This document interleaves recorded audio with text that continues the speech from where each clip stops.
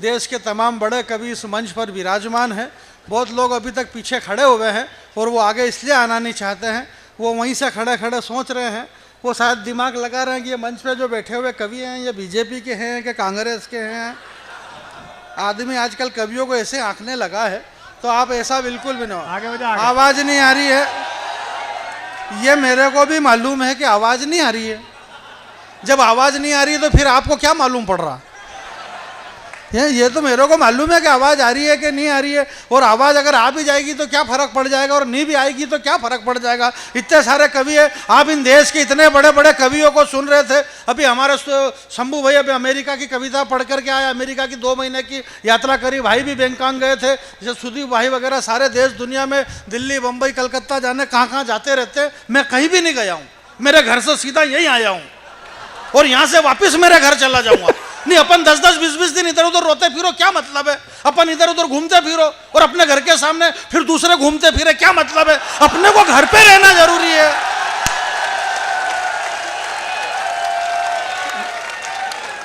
भाई मैं घर का कवि हूं, आपकी सारी समस्या खत्म, बस आप आदमी घर पे रहना सीख ले। इस देश में कांग्रेस और बीजेपी में झगड़ा किस बात का? इसी बात का झगड़ा। विपक्ष कह रहा है कि मोदी जी घर पे नहीं रहते हैं, मोदी जी घर पे नहीं रहते हैं। जब देखो तब विदेश में। अब इनको कौन समझाए कि अगला आदमी घर पे भी क्या करे? आपको इतना नहीं लेना है। इस देश में अब हमारे डॉक्टर साहब ने भी बताया, सबसे बढ़िया बात इन्होंने बताई कि इस बड़े मंच पर जो 50 वर्ष हो गए संजय भैया इस कवि सम्मेलन को होते हुए, ये 50 वर्ष क्यों हो गए? क्योंकि ये करा तो हुआ, 50 साल से आप लोग कर रहे हैं, अच्छी बात है आप कर रहे हैं, आप धन्यवाद के पात्र हैं कि आपने देश के 2 बड़े इन कवियों को, श्रद्धेय डॉक्टर साहब और बड़े डॉक्टर साहब, इन 2 बड़े कवियों को बुलाया और आपने पूरी ताकत एक तीसरे बड़े स्टार श्रद्धेय बैरागी जी को बुलाने में लगाई है। इसलिए मैं आपको धन्यवाद देना चाहता हूँ। नहीं, अपन अपने आप को कम हल्का फुल्का क्यों आके अभी ये संयम ने कह दिया मैं तो छोटा कवि हूँ, छोटा कवि। मालूम पड़ा एक दिन अभी हैदराबाद में कह दिया कि मैं बहुत छोटा कवि हूँ, 4000 रुपए काट लिए इसके, क्या मतलब है? छोटा वोटा मत आको, इस दुनिया में कोई भी छोटा नहीं है, सब बड़े ही पैदा हो रहे हैं इस देश में। इन डॉक्टर साहब को ये डॉक्टर साहब लेकर के इस मंच पर आए थे, और इनको ये डॉक्टर साहब लेकर के आए, और इन डॉक्टर साहब को इनके पिताजी लेकर के आए थे। और अब ये कह रहे कि मैं 40 साल से आ रहा हूँ। पवार जी इस जमीन पे, इस मंच पे 40 साल से डॉक्टर साहब आ रहे हैं। पवार जी, हमारे बड़े भाई साहब कुमार सर 30-35 साल से इस मंच पर आ रहे हैं, अब ये आ रहे हैं। मैं इस मंच पे बहुत कम आया, भाई बड़े लोगों के लिए खर्चा भी बड़ा लगता है, इसलिए मैं कम ही आ पाता हूँ, नहीं आ पाता हूँ, समझ ही नहीं रहे। ऐसा नहीं है, क्यों नहीं समझ रहे? ऐसी कोई बात नहीं भाई। मेरी समस्या ये है संजय भाई, डॉक्टर साहब मेरी समस्या ये है कि मैं समझदार हूं। इस दुनिया में सबसे ज्यादा दुखी वो आदमी है प्रवीण भाई जो समझदार है, जैसे कि आप समझदार हैं। सबसे बड़ी समस्या, 3 समोसे लाए। अच्छा, कितने? 3। मेरे को एक बार मालूम हो गया कि 3, तो फिर बीच में 3 क्या मतलब? जब सबने सुन लिया कि समोसे 3 है, अब उन 3 समोसे में से एक समोसा तो सुद्दी बोला खा गए, एक समोसा शंभू शिखर खा के चला गया, बचे 2 समोसे, वो एक बचा हुआ जो समोसा मेरे हिस्से का था वो स्वयं श्रीवास्तव खा गया। मैंने कहा यार मेरा समोसा, तो डॉक्टर साहब ने कह दिया, बोले तू समझदार है, शांति पकड़, मेरे समोसे खा रहे और बस मैं समझदार, मैं समझदार। इस देश में समझदार बस इसी बात के लिए दुखी है कि वो समझदार है। मेरी वजह से अगर आपकी भावना को ठेस पहुंची है तो मैं आपसे क्षमा चाहता हूं। मेरी वजह से आपकी भावना को अगर ठेस पहुंची है तो मैं क्षमा चाहता हूं, और अगर आपकी वजह से गरीब है, मजबूर है, आपकी भावना सीमा हैदर और मेरी भावना मणिपुर है। जरा ताली बजाइए, ताली बजाइए, ताली, तालियां। ये मेरी ईमानदारी है कि मैं भारत माता की जय नहीं बुलवा रहा हूं। एक बात बता रहा हूं मैं आपके बीच में, बात ये नहीं है मेरे भाई इस देश के अंदर आप ये हमारे बड़े भाई, आप सुदीप भाई, आप क्या समझ रहे हो? अब ये 1-2 बार अमेरिका चले गए तो बोलो हमारा डॉक्टर साहब से बड़ा संबंध, इनको मान। मैं इस मंच पे हम तो डॉक्टर साहब और हम तो बहुत पुराने कवि हैं, कोई आज के हैं क्या? डॉक्टर साहब से हमारा सुदीप भाई बहुत पुराना संबंध है, अजय भैया। जब इस पृथ्वी को हिरण्याकश जाके छिपा दी। पूरी दुनिया में कुछ भी नहीं था, तब भगवान विष्णु ने वराह अवतार धारण करा और अपने दांत के ऊपर पूरी पृथ्वी उठा करके लाए और उस पृथ्वी को उन्होंने भगवान विष्णु ने रखा। पृथ्वी थोड़ी सी टेढ़ी हो गई तो डॉक्टर साहब ने फिर धीरे से इधर हाथ करा, एक हाथ मैंने इधर करा। भगवान विष्णु ने कहा, बोले तुम्हारा बहुत बहुत धन्यवाद, तुम कौन हो? बोले मैं कुमार। बोले तुमने मेरा विश्वास जीत लिया, आज से तुम कुमार विश्वास कहलाए जाओगे। ये कब से है?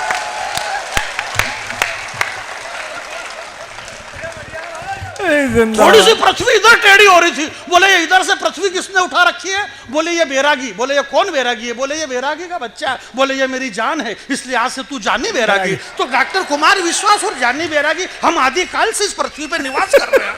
नहीं मतलब फेंको तो कम से कम ढंग से फेंको, नहीं हल्की फुल्की फेंकने से क्या मतलब है? हम आदिकाल से इस पृथ्वी पे निवास कर रहे हैं। ऐसा नहीं है मेरे भाई, मैं आपके बीच में बहुत छोटा सा कवि हूँ, हालांकि ऐसा कुछ नहीं।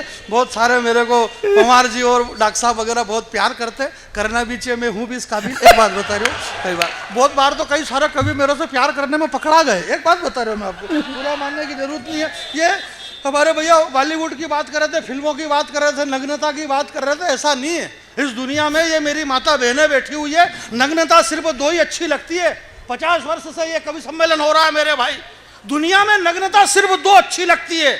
या तो नग्नता वो अच्छी लगे जब माँ की गोद में एक नन्हा बालक खेलता है, उस नन्हे बालक की नग्नता अच्छी लगती है। या फिर नग्नता वो अच्छी लगे जिसका तन कुंदन मन कुंदन, तप तप कर तन बना होगा कुंदन।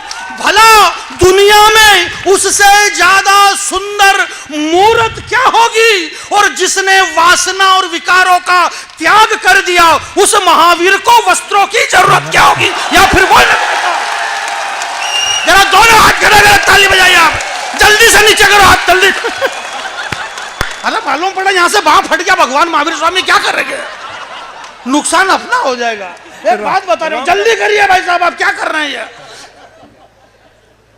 कुछ मेरा जल गया। भाई साहब एक कविता आपके चरणों में रखता हूँ, सदैव पवार जी।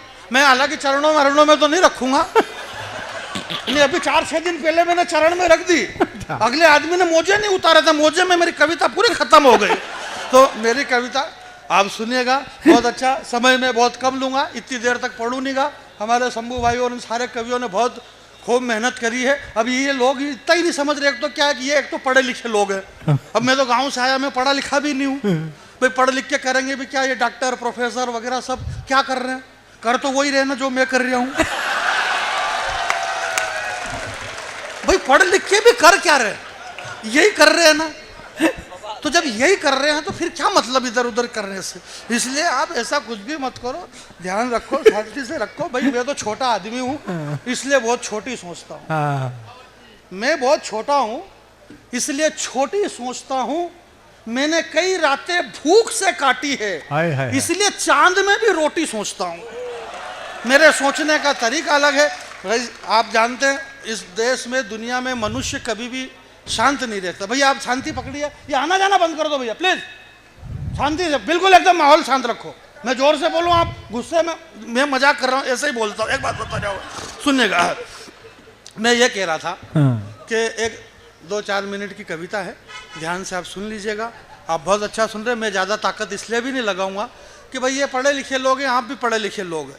जब भगवान श्री राम ने धनुष तोड़ा, बड़े बड़े योद्धा जनकपुर के अंदर इकट्ठे हुए, संजय भैया उन योद्धाओं का हालांकि आपने नहीं देखा पर आप हाँ करो, प्रोग्राम आपका ही है। तो एक से एक बड़े बड़े योद्धा आए साहब, कोई कह रहा कि इस धनुष को मैं यूं कर दूं, कोई यूं कर दूं, उछल कूद कर रहे हैं। उनको यही मालूम नहीं कि अपनी उछल कूद से कोई लेना देना नहीं। धनुष कौन तोड़ेगा? रामचंद्र जी। जब धनुष रामचंद्र जी को तोड़ना तो दूसरे उछल कूद क्यों कर रहे हो? अरे जब इस प्रोग्राम में से 20 लाख रुपए अगला एक ले जा रहा तो आप उछल कूद क्यों कर रहे हो यार? क्या मतलब है आपको? अबे करियो,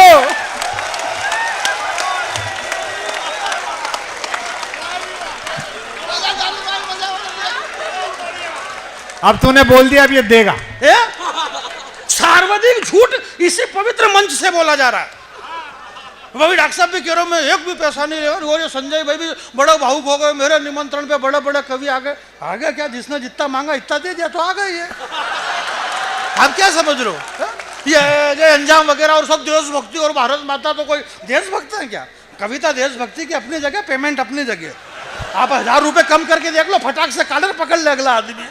तू तड़ाके पे आ जाए, देशभक्ति अपनी काम पक्का। माइक आपका बहुत अच्छा है, शानदार माइक है। आज से 17 लाख साल पहले जब नैमिषारण वन के अंदर सूत जी महाराज ने 88,000 ऋषि की भीड़ को एकत्रित करके जो सत्यनारायण भगवान की कथा का विधान बताया था, तो उस 88,000 की भीड़ को संबोधित करने के लिए जिस माइक की जरूरत लगी थी वो ये वाला माइक था। बहुत शानदार माइक है आपका, बहुत बढ़िया माइक है, कोई ऐसी बात ही नहीं। मैं ज़्यादा वो करने की कोशिश नहीं करूंगा। ये सारी बातें, आदमी के पास मैनेजमेंट होना चाहिए। हम जैन धर्म, जैन क्या होता है यार? धर्म यार, इस पृथ्वी पे जलचर, नभचर, गगनचर, इस सृष्टि पे जो भी मां की कोख से आया वह जैन है। जो काम, क्रोध, लोभ, मोह, मद से जो रहित है, जो मां की कोख से निकला है, वह जैन है मेरे भाई। इस जैन समाज के मंच से मैं ये कहना चाहता हूं, मेरे ताली मत बजाओ, मेरी बात तो सुनो भाई। ताली बजाने से क्या मतलब, वो तो ऑलरेडी कोई फर्क नहीं पड़ रहा। आदमी के पास मैनेजमेंट होना चाहिए।